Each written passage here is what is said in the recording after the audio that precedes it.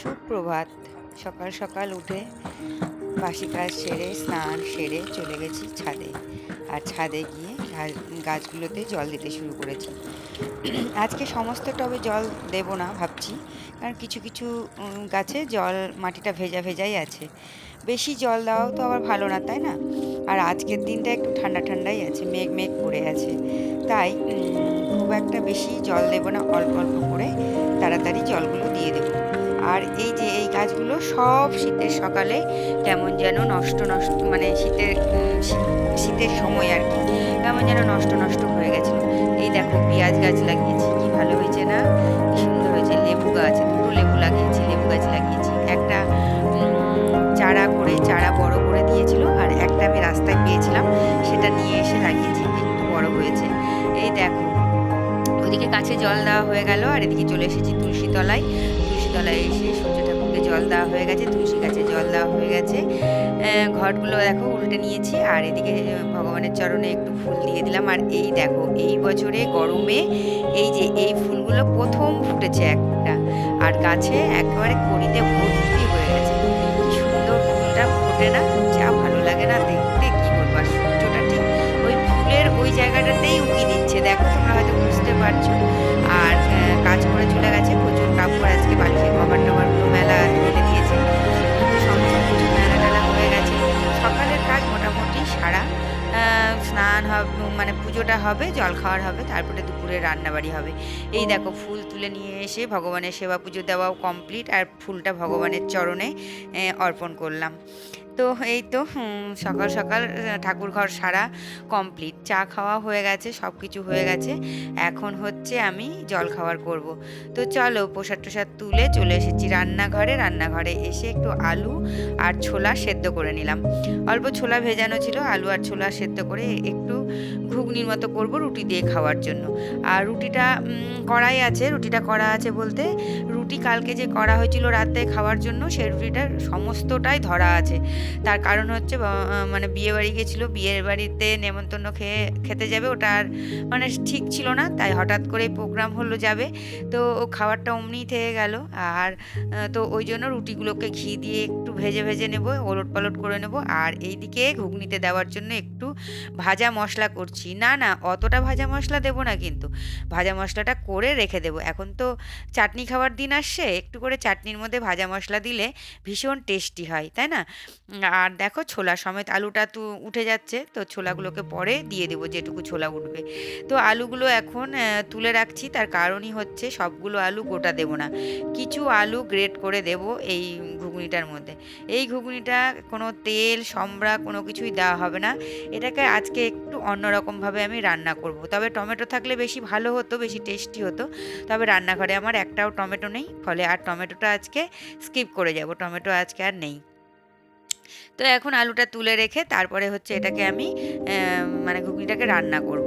ঘুগনিটাকে রান্না করার পর জল খাবার দুজনে খেয়ে এখন তারপরে হচ্ছে দুজনে মানে আজকে ছেলেরা নেই, তো ওই জন্য আমরা দুজনে জল খাবার খাবো, খেয়ে ধীরে সুস্থে রান্নাবাড়ি করব। ওরা থাকলে একটু তাড়াহুড়ো থাকে রান্নার, কেননা বাবান একটু তাড়াতাড়ি খায়, খেয়ে আবার জিমে যায় যেহেতু 4টের সময়, তো ওই জন্য ও একটু তাড়াতাড়ি খায়, খেতে চায় আর কি, না হলে জিমে যেতে অসুবিধা হয়ে যায়, খেয়ে উঠে তো আর জিমে যাওয়া যায় না। তো দেখো এই যে ঘুগনিটা মটর ছোলাটা আর কি, যেহেতু ছোলার মধ্যে একটু লঙ্কার গুঁড়ো আর একটু হচ্ছে লবণ দিয়ে দিয়েছিলাম, মানে লবণটা একবারেই দিয়ে দিয়েছি পরিমাণ মতো, আর ঝালটাও একবারে দিয়ে আলু দিয়ে তারপরে সেদ্ধ করেছি। দেখো এই ঘুগনিটার মধ্যেই আমি কিছুটা আলু একটু গ্রেট করে দেবো, তাহলে কি হবে বলো তো, এই যে মশলার দরকার নেই, একটু ঘন ঘন হয়ে আসবে। আর ঘুগনিটা একটু ঘন না হলে তো কেমন চোখে দেখতে ভালো লাগে না, তাই না? ওটা একদিকে ঝোল আর একদিকে ছোলা থাকলে ভীষণ বাজে লাগে, ওরকম খেতে টেস্ট আসে না। তবে টমেটোটা থাকলে ভীষণ ভালো হয় আরও আর কি। তো দেখো গ্রেট করে দিয়ে দিচ্ছি, আর আলুটা এত গরম না, কি ভীষণ গরম। কয়েকটা আলু গ্রেট করে দিলাম, আর কয়েকটা আলু গোটা দিয়ে দিলাম, তোমাদের যদি ইচ্ছা হয় গোটা আলুটাই গ্রেট করে দিতে পারো, কিন্তু আমি কয়েকটা আলু ভেঙে দিয়ে দিলাম আর কয়েকটা আলু গ্রেট করে দিলাম। অতটা আলু গ্রেট করে দিব না ভাবলাম, কেননা বেশি আবার হয়ে গেলে খেতে চাইবে কি না। ওই জন্য হচ্ছে দুটো না তিনটে পিস গ্রেট করে দিলাম, আর দুটো তিনটে পিস ভেঙে দিয়ে দিলাম ছোলার মধ্যে। তো এইবারে আমি এর মধ্যে যেহেতু তেল সম্বরা কিচ্ছু দিইনি, ওই জন্য এর মধ্যে আমি একটা জিনিস অ্যাড করব, সেটা হচ্ছে বাটার দিয়ে দিব, আর দিয়ে দিব ভাজা মশলা। এই যে ভাজা মশলাটা করে রেখেছি, একটু ভাজা মশলা নিয়ে নিচ্ছি, বাটারও মানে দিয়ে দিয়েছি। তো এখন হয়ে গেছে নামানোর টাইম। বাটার দিয়ে তারপরে হচ্ছে আরেকটু ফুটিয়ে নিলাম, ফুটিয়ে নেওয়ার পর তারপরে এই যে ভাজা মশলাটা দিয়ে দিলাম। ওইদিকে খাওয়া কমপ্লিট হয়ে গেছে, তোমাদের সাথে আর পরিবেশন করাটা দেখাতে পারিনি। সব সময় অত মানে ক্যামেরা অন করার কথা আসলে মাথাতেই আসে না, তো ভুলেই গেছিলাম একদম খাওয়ার সময় ভিডিওটা অন করার কথা। তো ওদিকে রান্নাঘর সামটে এসে এদিকে চলে এসেছি এবার বিছানাগুলো গোছাতে। বিছানাগুলো পড়ে থাকলে কেমন লাগে, তাই না বলো? ওর বাবা একটু দেরি করে ঘুম থেকে উঠেছিল আজকে, আর আমি চলে গেছিলাম পুজো করতে, ওই জন্য বিছানাটা পড়ে আছে। তো বিছানাটা এখন হচ্ছে আমি গুছিয়ে নেব। সাদা মশারি দুদিন পর পরই যেন একেবারে নোংরা হয়ে যায়। এই তো কয়েকদিন হলো কাচলাম, দেখি আবার কয়েকদিন পর একটু কাচতে হবে। মশারির চারপাশটা নোংরা হয় না, মশারির মাথাটাই বেশি নোংরা হয়ে যায়। মনে হয় যেন নোংরাগুলো সব ওখানেই ঝরে ঝরে পড়ছে, এরকম মনে হয়। তো এখন বিছানা টিছানা গুছিয়ে নেওয়ার পর আমি হচ্ছে রান্নার দিকে যাব। আজ রান্না করব বছরের প্রথমে, মানে গরম পড়াতেই নিয়ে এসেছে নতুন পটল। তো আজকে ভাবছি একটু আলু পটলের তরকারি করব, ডাল করব, আর চাটনি করব। আমও নিয়ে এসে আজকে দুটো জিনিসই নতুন, আম আর পটল দুটোই নতুন, দুটোই গরমের একেবারে ফল। তো মানে সবজি আর ফল। তো ভাব আলু পটলের তরকারি আর হচ্ছে আমের চাটনি আর মুগের ডাল, এই হচ্ছে আজকের শনিবারের রান্না। শনিবার তো নিরামিষ, তো শনিবার আগাগোড়ায় নিরামিষ খেয়ে আসছি অনেক দিন ধরে, বহুদিন ধরে।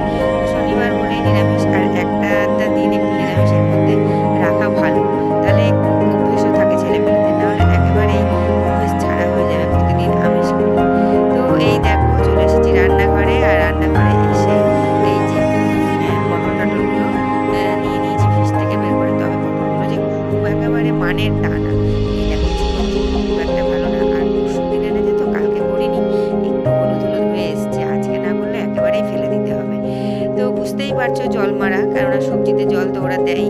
আর এই যে পটলগুলো আমি ছুলে নিচ্ছি রান্নাঘরে, ছুলে নিয়ে তারপরে তরকারি বসিয়ে দেবো।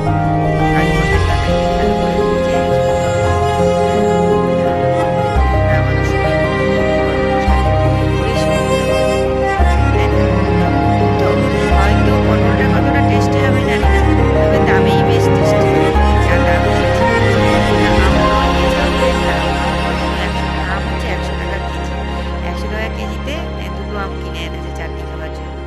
তো এই তো এখন তো চড়া দাম জিনিসপত্রে, যেটাই নতুন উঠবে, যেটাই প্রথম উঠবে ভীষণ দাম হবে সেগুলো। তো কিন্তু নতুন নতুনই ভালো লাগে খেতে, পরে আর অতটা খেতে ভালো লাগে না। এই দেখো আলু পটলটা আমার কষানো হয়ে গেছে মশলা দিয়ে, আর ঘরোয়া যে সাধারণ মশলা সেই মশলাই দিয়েছি। নামানোর সময় একটু ঘি আর একটু গরম মশলা দিয়ে নামিয়ে ফেলবো।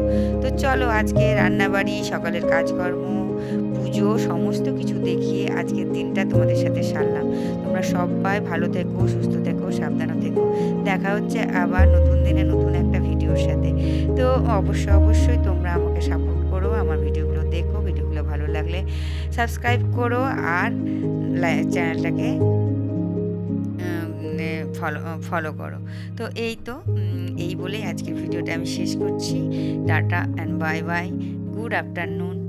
তো চলো সবাই ভালো থেকো, আবার নতুন দিন